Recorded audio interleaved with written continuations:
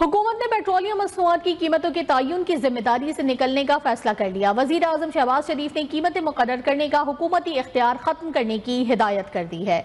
Oil marketing कंपनियों को मरहलावार कीमतें मुकर्रर करने का इख्तियार देने की तैयारी कर ली गई। वजीर आजम की हिदायत पर वजारत पेट्रोलियम का अहम इजलास आज होगा।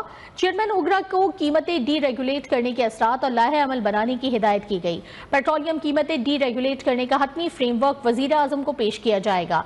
दूसरी जानिब पेट्रोलियम डीलर्स ने हुकूमती इकदाम की मुखालफत कर दी है। पेट्रोलियम डीलर्स ने खुला इख्तियार मिलने पर ऑयल मार्केटिंग कंपनियों की जानिब से नाजायज मुनाफाखोरी और ईंधन में ईरानी तेल की मिलावट का खदशा जाहिर किया है। आगाह करते चलें आपको कि हुकूमत ने पेट्रोलियम मसनूआत की कीमतों के तयन की जिम्मेदारी से निकलने का फैसला कर लिया है। वजीर आजम शहबाज शरीफ ने कीमतें मुकर्रर करने का हुकूमती इख्तियार खत्म करने की हिदायत कर दी। ऑयल मार्केटिंग कंपनियों को मरहलावार कीमतें मुकर्रर करने का इख्तियार देने की तैयारी कर ली गई। वजीर आजम की हिदायत पर वजारत पेट्रोलियम का अहम इजलास आज होगा।